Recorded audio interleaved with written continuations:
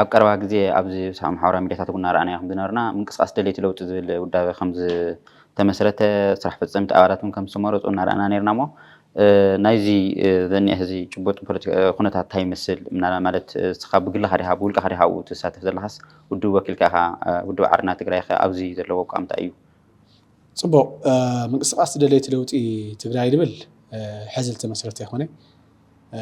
ቀስ እናበለ ኣብዚ ደረጃ እዚ ዝበፅሐ ትካል እዩ መጀመርያ 2015 ጳጉሜን ተስታውስኩም ተኸታታሊ መዓልትታት ሰላማዊ ሰልፊ ፀዊዕና ነርና ስርቦ ቀስ ለውጢ ብድብል እዚ ዓረና ባይቶና ሳልሳይ ወያነ ውድብ ናፅነት ብሓባር ብምዃን ዘፀዋዕናዮ ነይሩ እዚ ስርቦ ቀስ ለውጢ ዝብል ህዝቢ ትግራይ እንቀሳቀስካ መፍትሕ ለምፅኣሉ መሰረታዊ ለውጢ መፍትሕ ለምፅኣሉ ዝብል ሓያል ምንቅስቃስ ዝገበርናሉ እዩ ስለዚ እቲ ናይዙ ምንቅስቃስ ደለይቲ ለውጢ ኣብዚ እዩ ዝጅመር ካብኡ ከምቲ ትፈልጥዎ ብማእሰርቲ ብመውቃዕቲ ብጨፍጫፍ እዮም እቲ ውሽጣይ ኣልዮሞ ዲሞክራሲያዊ መንገዲ መእለየ ይነበሮምን ብሓይሊ እዮም ክጭፍልቅዎ ሞኪሮም ድሕሪኡ እውን ደው የብልና ኢና ተመኻኸርና ፀኒሕና ኢና ሽዕቱ ፎርማል ዝኾነ ነይሩ ድሓር ኣብ ከይዲ ተዛቲና ንሓፅር ግዜ ዕላማታት ዘለዎ ማኒፌስቶ ዘለዎ ሕገ ደንቢ ዘለዎ በቃ ምንቅስቃስ እንትን ጌርና ሓደ ምንቅስቃስ ፈጢርና ኪዳን ተጋሩ ብሄራዊ ድሕነት ዝብል እዩ ኣብዚ ካብ ኣፍቲ ኣጋም መጨረሻ ምምስራቱ ትንውጀት ኣለና ሳልሳይ ወያነ ኣጋጣሚ ብዝተፈላለዩ ምክንያት ተሪፎም ምስቱ ኪዳን ክኸዱ ኣይከኣሉን ግን ከሻውቱ ሰነዳት ክስያት ዘተታት ግን ብሓባር ኢና ኣርባዕቲና ኢና ተንቀሳቀስና ነርና ካብኡ ኪዳን ተጋሩ ብሄራዊ ድሕነት ተንቀሳቂሱ ውስናት ዕላማታት እዩ ትንገሩ ሓደ ኣብ ምፍፃም ውዕሊ ፕሪቶርያ ኩሉ ትግራዋይ ክፈላለህም ለይብሉ ምክንያቱ ግዝኣትና ህዝብና ተፈናቀልትና ዳግመ ሕውየት ናቐፃሊ መንግስቲ እግሪ ልተኽለሉ ግዜ ስለ ዝኾነ እዚ ናይ ኩለና ዕላማ ክኾን ኣለዎ ኢልና ኢናቱ ኪዳን ተጋሩ ሰነድ ኣዳሊናዮ ከምኡና ፅቡቅ ምንቅስቃሳት ጌርና ከም ኪዳን ተጋሩ ብሄራዊ ድሕነት እውን ዓበይቲ ዝበሃሉ ብፍላይ ኣብ ሰሜን ምዕራብ ለጋጠመ ናይ ማዕድን ወርቅን ካልኦትን ወራር ምንዛሕ ኬሚካልን ዕንወት ከባቢ ኣየርን ህዝብን እንስሳትን ኣቃሊዕና ኢና ብኣካል ሕምቱ ሕዚ ረእኹሞ ሕፃፅ እውን ብኣካል ኸድና ሕፃፅን ካልኦት ተፈናቀልቲ ዘለዎም ብኣካል ኸድና ትሕዚ ዝረአ ዘሎ ምስሊ ሒዝና መፂና ኢና እዞም ሰባት እዚኦም ይሞቱ ኣለዉ ብጥሜት ተረሲዖም ኣለዉ ኢልና ድምፀ ስማዕናሉ እዩ ልክዕ ዓምና 17 እዩ ሽዑት ለጋጠመና ሽዑት ለቕረብናዮ 277 ህፃናትን ኣረጋውያንን ብሰንኪ ጥሜት ብሰንኪ ሰኣን ሕክምና ብንፋስን ቁርን ሞይቶም ስለዚ ለለዋ ገበርቲ ሰናይ ናይ ትግራይ ለለዋ ትካላት መንግስታዊ ትካላት ትኩረት ክወፁ ኣውዕቲ ተቐዲምና ነርና ሽዑት ዝተወሰነ ግዜ ትኩረት ምስትፋት ዕሸሽ ተባሂሉ ምስ ትሪእዎ ኣለኹም እቲ መቀዳማይ እውን ዞም መናእሰይ ከቃልዕዎ ዝኽእሉ እውን ብኡ ደረጃ እዩ ነርና ርኢ ዝበለ ምንቅስቃሳት ካይድና ኢና ከም ምንቅስቃስ ከም ኪዳን ተጋሩ ብሄራዊ ድሕነት ኣብ መንጎ ናይ ኮርን ልዕሊ ኮርን ብጣዕሚ መዕነዋይ ዝኾነ ውሳነ ኣብዚ ጥሪ 15 ዝወሰንዎ ውሳነ እውን መፅኡ እዚ ጠቕላላ ምስ ናይ ታሪክ ትግራይ ምስ ቀፃልነት ናይ ትግራይ መንግስትነት ይኹን ሃም ህዝቢ እውን ዓብይ ውርደት ዝፈጠረ ሕማቕ ብስላሕ ዓዲጉ ዝኸደ ውሳነ እዩ ናይ ትግራይ ሓይሊ ፀጥታ ኩኑ ዝብሎም ተለናቶም TDF ሕና ናይ ሓደ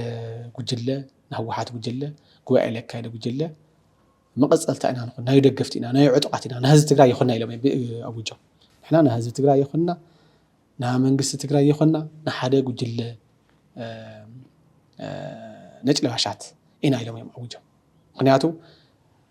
TDF ሲ ንኩሉ ሓይልታት ፖለቲካዊ ሓይልታት ኣባላት ኣለዉ ኣባላት ዓረና ኣለዉ ኣባላት ባይቶና ኣለዉ ኣባላት ውናት ኩሎም ወፍስያት ኣለዉ ምንም ፖለቲካዊ ተሳትፎ ለይብሎም ኣለዉ ስለዚ እዚ ብሓይሊ ጨፍሊቆም ና ህወሓት ገሩ ና ጉጅለ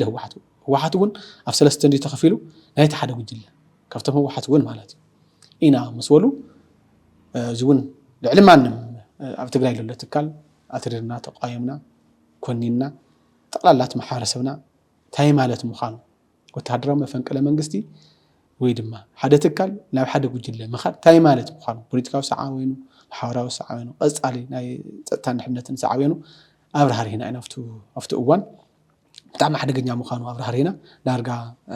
ሙሉእ ብሙሉእ ኣሳኺዕና ኢና ኢልና ንሓስብ እዚ ስለዚ እዚ ጥቡቕ ክሳይል ገበርና እዩ ለቃልዕና ኣሎ እዩ ከምቲ ፈራሕናዮ እውን ፈራሕናዮ ይተረፈን እዞም ንሓደ ጉጅለ ኢና ልብሉ ካብ ኣብ ሙሉእ ትግራይ ሰሜን ምዕራብ ጀሚሮም ዞባ ማእከል ቀፂሎም ዞባ ደቡብ ምብራቅን ብምእክሻው ዞባ ደቡብ መፈንቅለ ምምሕዳራት ናገበሩ ናይ ጣብያታት ማህተምና መንጠሉ ሰባት ናቀተሉ እዮም ቶ መፈንቅለ መንግስቲ ኣካይደሞ እዚ ኣቀዲምና እውን ኣረዲእና ኢና ሕብረተሰብ ሕዚ እውን ብኣግባቡ ተረዲእዎ እዩ ሽዑት እውን ኣቅሪብና ኣሎም ኢና ናይ ሓደ ጉጅለ እንድሕር ኮንኩም ሓድነት ይህልዎ እዩ ሰራዊት እዚ ልዋዕሉ ሕደግዎም ህዝቢ ትግራይ ሓደ ከምፅእ ልዋዕሉ እውን ሓድነት ናላት ይቅርታ ዓንዶም ኣብ ጥሪ 2015 ጥሪ 15 2017 ምስለኒ ዝተወሰነ ውሳነ መፈንቅለ መንግስቲ ኢልኩም ተኣምኑ ናላት መፈንቅለ መንግስቲ ኢልካ ክትፍርጃ ሓደ ነገር መፈንቅለ መንግስቲ ኢልና ንኽነውጅ ዝኾነ ባዕልኩም ኣልኡ ዝግባእ ፎርማሊቲ ዝኾነ ፎርማል ነገራት ኣለዉ ካብኣቶም ሓደ ሚድያ ምቁፅፃር እዩ ቤት ፅሕፈታት ምቁፅፃር እዩ ምናልባት ዝመስል ክኸውን ይኽእል ምናልባት እምበር ሙሉእ ብሙሉእ መፈንቅለ መንግስቲ እዩ ማለት ይከኣል እዩ ሜቢ ንውድብ ከደጊፎም ድዮም ነቲ ሓደ ጉባኤ ዝገበረ ብግልፂ ኣነ ከም ዝመስለኒ ክሳብ ሕዚ ኣብታ ዝወፀት መግለፂ እውን ናስማዕ እኳ ነይረ ክሳብ ሕዚ ነዚ ጉጅለ እዚ ደጊፍና ዝብል ኣቋም ኣይነበሮምን ኣብ እኒአዩ ደጊምካ ንቦ ታይር መስለካ ነቲ ጉባኤ ዘካየደ ጉጅለ ህወሓት ኢና ንድግፍ ኢሉ ብግልፂ ማለት እዩ ካብ መፈንቅለ መንግስቲ ማለት እንታይ ማለት እዩ መንግስቲ ምንታይ ድል ኣሎ መንግስቲ ኣብ ጣብያ ኣሎ ኣብ ወረዳ ኣሎ ኣብ ክልል ኣሎ ኣብ ሃገር ኣሎ ስለዚ ብጣብያ ጀሚሮም ኩሎም ኣፍሪሶም ናፍረስዎም መፅኦም መንግስታዊ ማሕበር ቤት ምክርታት ኮ መንግስቲ ዝገብሩ ስለዚ ካብ ኣብያተ ምክር ናፍረሱ ማሕተም ናበሉ ኣብኡ ተሸሙ ሽሙኛታት ናባረሩ ሚድያታት መንዲ ንዩ ሕዚ እቶም ናብ መጀመርያ ሚድያ ንየውዶ እቶም ሓለፍቲ ወይቱ ዋላ ትሕዝቱ ኸኒዮ ዶ ቅድሚ ጥሪ 15 ዝነበረ ሚድያታት ሰለዋ ድሕዚ የለዋይ ተቆፃፅሮም እኮ እዮም ካብኦም ወፃኢ ከዚ ዜና ስራሕ ቴሌቪዥን ትግራይ ድምፂ ወያነ ቸገረ ናይቲ ሓደ ጉጅለ ኢንተረስት እዩ ከምትለካ ኣለኹ ደርጊ እውን መፈንቅለ መንግስቲ ተካይድ ተሎ ሚድያታት ባዕሎም ኮነሬልን ወይ መታለቃ ይኹን ተቆፃፅሮም ካልኦት ናዮም ዕላማ ለሳኽዑ ሰባት እዮም ተሸሞም ሕዚ ሰሙኖም ማዕተ ገይራ ኣላ ድምፂ ወያነ ለሎ ኩሎም ሃሙ እዮም ተገይሮም ስለዚ ብጠበንጃ እኮ እዩ ኤፍኤም እኮ ብጠበንጃ እዮም ተቆፃፅሮም ጠበንጃ ሰራዊት ሰዲዶም ስለዚ መፈንቅለ መንግስቲ የማለ እዩ ምክንያቱ ሰብ ቀቲሎም እዮም ተቆፃፅሮም ዓዲ ጉደም ኣዲስ ኣለም ሰሓርቲ ጣብያ ማህተም ክምጥልኮ ሰብ ቀሲሎም ሰብ ተኪሶም ብሓይሊ እኮ እዮም ተንገይሮም ኣጋ መጨረሻ ጌታቸው ረዳ እኮ ኬላ ገይሮም ክሕዝዎ ጥሕሱ እኮ እዩ ሓሊፉ ስለዚ ፕሬዚዳንት ጥራሕ እዮም ለይቁንፀሉም ቤታ ብዙሕ ሰብ እንትና ኣቢሎም እዮም ዞባ ምሕዳር ዞባ ደቡብ ሪኢኻ ኢኻ ብሓይሊ እዩ እምቢና ኣለ ህዝቢ ኣይንደሊና ኢኹም ምሕዳር ና ወታደርኩም ና ጉጅለኩም ኣይንደሊና ኣለ ዞባ ምብራቅ እውን ምብራቅ ኩሎም ጠቕላላ እቶም ዞባታት ኣቀዲሞም ዞባ ማእከለይ ዞባ ሰሜን ቆራሪ ኣቀዲሞም እዮም ውቂዖሞም ስለዚ መፈንቅለ መንግስቲ ማለት እቲ ህዝቢ ብዘይድልየቱ ትብል ነበረ ምምሕዳራት ኣውጊድካ ካሊእ ልኡል መስል ምትካእ ወይ ድማ ካሊእ ሓይሊ ምትካእ እዩ ስለዚ እቲ ናይ ገዚያሙ ምምሕዳር ኮርን ልዕሊ ኮርን መፈንቅለ መንግስቲ ገይሩ እዩ ግልፂ እዩ እዚ ጠበንጃ እውን እዩ ህዝቢ ደግፍዎ ወይ ህዝቢ ምልዓል ገይሩ ኣይኮነን ሕዚ እውን ምምሕዳራት ብጠበንጃ እዮም ንምሓደር ኣለዎ ኣብ ትንቢን ምን ይመሓደር ኣሎ ሕዚ ትንቢን ኣርምስሳው ክኢሉ ይመሓደር ኣብ ሳምረ ከባቢ የጨላ ሰሓርቲ ሳምረታት ዘሎ ምን እዩ ኣርሚ 26 ክኢሉ ይመሓደር ምኾኒ መሓዳር ኒዋዶ ይብላይ ኣርሚ 43 ኣርሚ 42 ያውታት ዘለዋ እየ እንተ ንምሓደር ግዚያዊ ምሕዳር ውክልና ይውልን ማለት ድኛ ሕዚ ተንቀሳቀሰ ዘለካ ቦታታት ናይ ህዝባዊ ቅቡልነት ስለለየብሉ ተወረደ ህዝባዊ ቅቡልነት ስለለየብሉ ብዘይካ ወታደር ሓንቲ ለይቲ ክሓደር ይኽእል ምምሕዳር እኮ ህዝቢ ክሓቅፍ ኣለዎ ዶ ህዝቢ ከሰልፍ ኣለዎ ዶ እሶም ግን ብለይካ ወታደር ሓንቲ ለይቲ ክሓድሮ ይኽእል እቲ ህዝቢ እውን ኣይደልዮም እዩ ስለዚ ረእዮም ኩለን ተንለካ ኣለኹ እቶም መማሕዳራት ዝበሃሉ ካድሬታት ዝበሃሉ ከየለው ይኮ ስለዚ ወዲ ወረደ ለመጣሽ ምምሕዳር أبي يوم بليت أنجا وكان تنايو كلاسي لو على ود ورا ده همينيو البريزيدنت تقرأ يودو هندق زي مكرم وتدرات مزيو لو على يلا كله نايم فنك على منجس ككايدوسي لجنة تقاطر ويا تساوسي دمت أيانة تقاطر ويا FM تقاطر ويا تساوسي بالحلفة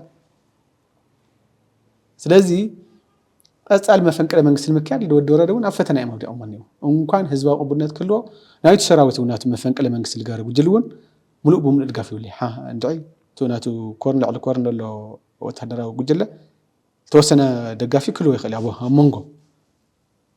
أنا ولا جاكن بوم الإدقاف يولي نا من الوقت ناي جزيا منجس بحريات بحلو قالوا ما خاطم حدا بجزيا ونستشم منجس بعلو شمولو أدلاتي من الوقت ببيت مخري استيرجع ببيت مخري حلف ما راح تخشوا مع إكسبكت يقبل حدا حدا قديمه إذا تحسب غيرها تأمل لا تجري جزاو منجستي يجري تخيل أي نالي بزحية زي الزرب ناتو مس فيدرال وين كونتينيس هنا دردري قبل له مس كالت أكاد ملكة مع كالت بريتوريا ذنورم رول ذنورم أكادت ولي دار له ما زي بخمي مالت بريتوريا نخيف تصممها مع عنك فات خونة يخلنا بتجري سعيد قم ذي الخمس زراف كم طعام بارتهم عن توقع محاس الزراف خالي قد دايو خون الناس بحالنا أبايتها ودورة دم كان محدارات كتاكل يلا قالوا لو علوسي ما فنك على منجس كايدو بيت منجس سي تجزيه تحيزيو تبينا دجن بحال بيت منجستي دمص ويانا وتادرات تقاطيرهم يم تلفزيون تغايله وصتو يلم ديو FM 1 ودورة ده بنا على خنا غجله نوع على كحلو يخالي امبي اينا محداريو حزب يغلغلو كاو عقمن العليو كل كاو صر وصايو همت نري لنا تدرادر خاصي امريت وبلدو حزي صمدو لبحال منقسقاس الله ودورده يدغفي لي مزحتي جنت نغبر كان الحمد لله مدي خوني مقالي يلا عدغرات يلا شير يلا الحمد لله مدي منقسقاس سبات الحمد لله لو اسرو كل فعتي تسفا لبحال اكتيفيست سيروكو سمرا مستملسكو بحيلكو ودورده بلاي قبوله منقدكو كاب اسرته وصيامو وزي منغستن انته يبلد منغستن حدا نا وسينا خايس تغهراوي نا مفصام عام كله كالو قبولنات كله كالو التوسنو التفصمو ነገር كله كالو ስለዚህ تقول حزر له غزيا ممحدار ان كان ممحداراو تكلاتو كتكل لوعلون حدا معلتنا تحقق حدا معلتنا لا ميديانا وصيو بعد على خم حسبهم قدماي يستوعب الخيمه فنقل منغستي طنجاتات سنايبرات يتخلي ابا حاولتينا دجن سلازي غزياو محدارنا ود ورده اني ماليكا سؤال خاتن التوسنا 3 ور حدينا 4 ور حقرين قالوا السن كود انت نقبر تدرادير مريت يملسه تدرادير درجيت يمصه تدراديرو الفتح صقم يله بقى هم انا كونينا تثبت ميت يموتلو ناشر معدنات يورر له الحمد لله خاينيو كله من محضر له مالتيو تمحضرنا مال يخبدي بتاع تقرأت محضر لا مالت طعم يخبدي اصل خمس تعرف بهالنيو هم عدل خا ودور دم كان كم حضر افتال وعلى اي حدري الوعلو افتال وعلى سي حدري كان كم حضر حزب تقرأ يلك له ترى لك خاصياتنا تغيره እና حزي ودورده يمحضر لمو مبال ما يترف اولو على يحدري نادي حنا صقمني يقولوا علو اكسم لنرد خي خفتنا دارتي مخنيات تغوره نا شعبيا تصامرتي هميلم مصيم حمل نور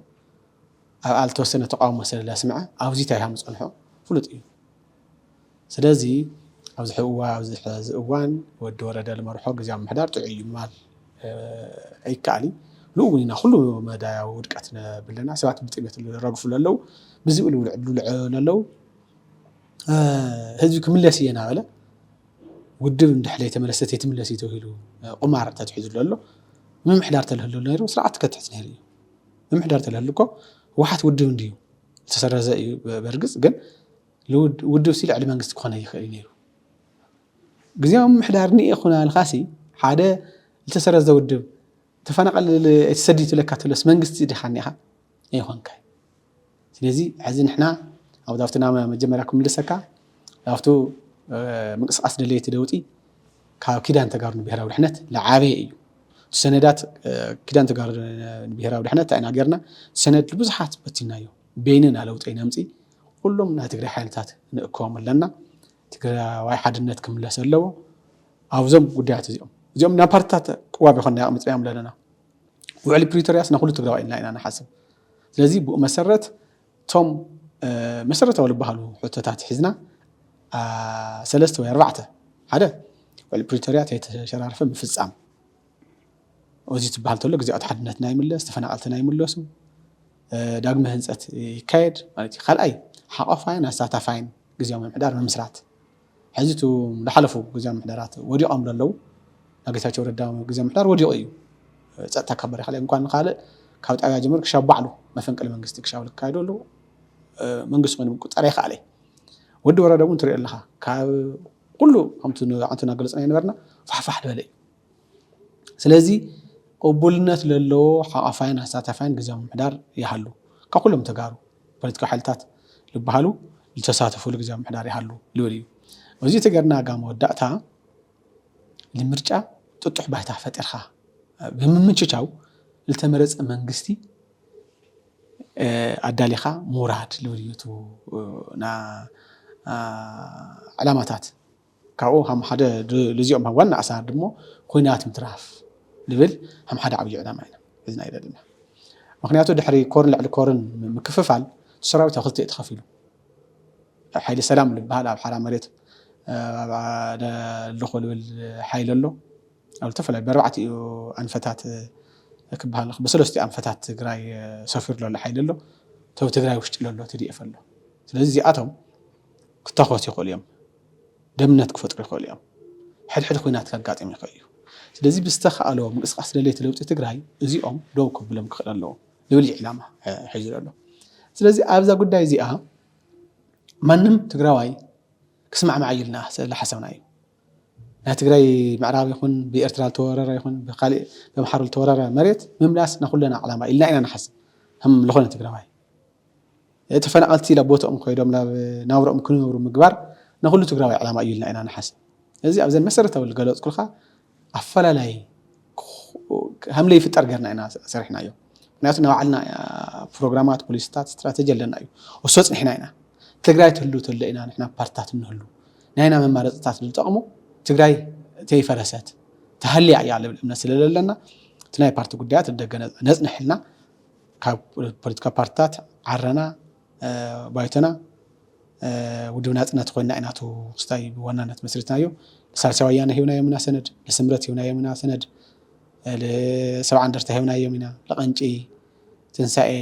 ሂውና የምና ቡልቀ ሰባት ደረጃ ማለት ጀነራል ጻድቃን ሂውና የና ጀነራል በትግራይ ሃይማኖት አቶ አሰፋ ብራ خلوت ቡልቀ ሰባት ሂውና የምና ረአይዎሞ ወሰኽ ወስኽሉ ነስ ቀንስሉ ሓደ ሰነድ ሒዝና ትግራይ ካብዞ ወዲዓተኒ አንውጾ እዩ ልብናቱ ሰነድ ሂውና የም ካብ ውድባት ሳልሳይ ወያነ ብልተፈላሊ ምክንያት ካወሰና አይደለይ ውልቀ ሰባት ውን ብዙሓት ሪኦም እዮም አኸይድ ንመጽና ወለለው هم تلول كاتم أتيوم للو تقبل مو تزاتينا هذا منقص أسفتيرنا لنا لما تعينا منقص أس خندرينا يو هذا بارت كوننا يولي حزبه منقص أس حزبه وقال سلسلة لهنا هذا أكل ونينو عندنا مشكلة غير غورة يولي مشكلة أرسيك غورة يولي الناس اللي حسونا يو مقنعته هو حات تناي حلف عصر شو عتعمت تناي حزبه وقال سي ناي حدا وجل عاوت غيرو مسيلو ስለልጥቀመሉ ሎ ወዚ ከድገም ይውሊ ዓውይ ጌጋ ስለሆነ ሸፈጥ ሸቀጥ ስለሆነ እዩ ስለዚህ ምንቅስቃስ ከሆነ ነው ወልና ወዚ እንትን ገርና ኢናና አረና ይኹን አና hamudብና አቲና ለለና ሁሉና ውድባት ሲቪክ ማህበራቱና ተሐዋሰ እዮም ወልቀሳቱን ተሐዋሰም አለው ውድባቱና ስፍሐና ሐዛ ሓሙሽተ ውድባት በጽሕና ለና ቀጻሉን እንተን ውድባቱን ሕዝቡን ሰነድና ሄና ይናልተን ውድባት ለሳሲያ ወያነ ለወለዶ تنخلت في الدوات للواون سندنا هنا ينام بس حوانيو ندحر أدلاه بالوراء وتا خفت كرناينا تو تسرد قجل هو حتون سند هنا هنا رأيه وزي الأخاتهم من ربحيه بيني من قستي وإذا ما قجل حدا نقر كله دوبلو أبيلهم هزت تقول له الربح من قدي نوع مسانات حاوسنوا لهم لنا هنا أنا أتوب بينهم هم لا يقولوا بينهم تقولك مرحوا هم لا يقولوا أريهم يوم بقى وديهم يوم ثلاثة جزء أربعة جزء وديهم يوم هو حات الفتح أجمع تقول يلا جن كقول له لوني ولا مي بلبل أكلتوا مقص أصفنكم تو هزبنا لا ديمقراطية من قد نشاقر لول نقول حال تعطينا أنت نقارنا لنا لازم هم تقول لك خايم مقص أصل دليل لوتي دوزي المثل حزي هم تقول لك قاتم مقص أصل بحالته حدا قلت لك كل الخاولي حدا قلت لك كل الخاولي سلازي نحرز كيرنا لا أمنتهم تو حافين أساتفين جزام حدارت مسيرتنا تو كورن لعلو كورن بهال حيلي حدو يكمرز وي أكلنا تجهز أتاخينه نايلو خن يكون بارتي دقافو كقارز ودما بوليتيكا تساتفو لا بدس له ود تدليل له هو حت تدليل له ولده تدليل له عرنا لا بدس له كأتي قول أتوقع كا بارتي تكون كاجن سلام يمزي أبيت معدل تعاد بارتي ناتو بوليتيكا على مصر له تو تبنجا للبوليتيكا على مو مفصم يلو لتقمالو لذي تخكل يخونه لنا هم جاينا تنقسقاساتون كصوريو وإنا نقبر افتو نحرا مريت للحيلون لو خنات كياتو لو قيت كياتو نوعلنا زعر نقبرنا دفيت نقبرنا مسحواتو كيما كيتاخس تقراي مس بعنا لو عنا طرحتي خنس مسلو خونه يكون كون واقع ابن ايلوليو توانانت نوسدو صمدو لولني حزي صمدو تيلخاس تواقع خا مالتيو تمصا مدخن تحت بلنا على قداي تواقيس يودغف خات واقع لك مخنياتو وعلي ወይ بزي مس فدرال መንግስት እንደحر لخونه ጥምረት ፈጥር ካሲ እሱ ታጥለስ ታጥለካ ማለት እዩ እዚ ትግራይ حزي مسلو خونه يكون حينت وجينا ወይ ተጻሚዳ ሁይናት ክትካይድ ይብላን ልብል ዋና መእሰሪ ዕላማና ገርና ኢና ንቃለስ ለለና እዚ ድማ ህዝብ ትግራይ ተቀቢልዎ እዩ ክንብሎ ንኽኢና ሰላም ልብል ዕላማ هم تتفلت خلت عشان عصر تخلتن مرجعت كارتلو نا عرنا طرح قوام نيرو ستاديوماتنا غدناتاتنا ميدياتاتنا كلهم تكالاتنا خوينات يطرح نيرو خوينات يلمون نيرو دنبي سلفتات قلتات يقبر نيرو عرنا طرح نيرو هدوغو سلامنا ندلي قدوفو نغرات لا خوينات يتوسدغو مرجعون حق منقسم تحاسس اللغونه ناي سلطان نحن نحون سلاتو لحاده قجله سلطان توهيل لا خوينات كنا اتو يبلنا يلبلينا قسقاس غيرنا نيرنا معرنا افت مرجعون يتساتفنا بزي مخنيات حدا حزقن ملؤ تግራይቱ ሰላም ደል ለህዝብ ትግራይ هو حاته ولداله مدرخ نيرو ካብ ጣብያታት ጀምሮ ክሻብ ክልል ሰላምና እንደልዩ afta መግለጽ ዘም ጥራሕ ይም ኮይናት هم እንደል ገረም ግልጽማ تنا كونفرنس يلام دبلو ስለዚህ ሰላም ናመላእተ ህዝብ ትግራይ ድልየት ሰላም ምኻኑ ናይ ዓረና ልዕልነት ሓሳብ ሞጽዮ ኣሎ ኢልና ንሓስብ ናሕጉሳትና ብዙ ግን ብኡዶው ክላይ እንደሊ ተግባራው ኮን እንደሊና ሓደ ዓበይቲ ጽቡቃት ሁነታታት ኒኡ ትትዲፍቱ ተሕትኮር ክበሃል ድናል ብሎ ተመንእሰይ ትውልዲ ተሓድሽ ትውልዲ ሰልፍታት አካይድ ነይራ ብለሓለፈ ሓደ ናውዓሉ ሕቶታት ረብሓታት ናውዓሉ ናይ ደሞ ዝና ጥቅማጥቅም ሕቶታት ሓቲቱ خلاي ገለልተኛ ትካል ምኻም ናይ ልኾነ ይኹን ውድብ ይኾንና ይብል ድምጽ አስሚዕ እዩ ሳልሳይ መሰረታዊ ጉዳይ ሰላምና እንደሊ ምስ ማንም ክንዋጋዕ እንደሊ ወላ ምስ ሓራ መሬት ዘሎ ሓውና ወላ ምስ ካልኦት ላእታት ጎረባብቲ خوينات እንደልን ብል መልእኽቲ ምሕላፉ ሓደ ንሕና ሃሙደም ዓረና ሓደ ግዜ ቤና ጥራሕ ተገሊልና ኣሎ ነበርና ጉዳይ ሰላም ናخلو ትግራዋይ ዕላማ ሒዙ ኮይኑ ምውፁ حقوساتنا بزي كل كدلي أنا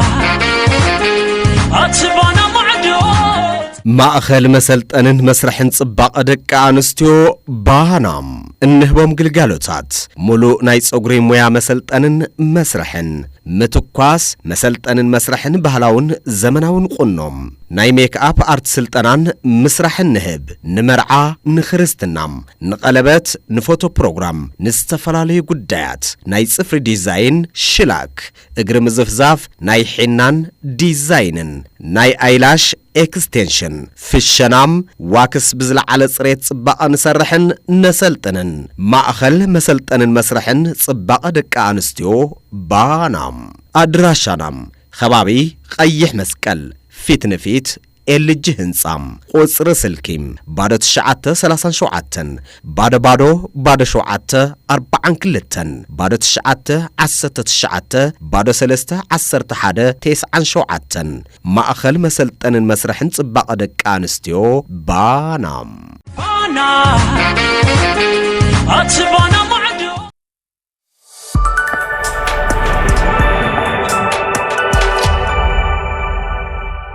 ጎፍላ ሚዲያም ጎፍላ ሐሳባት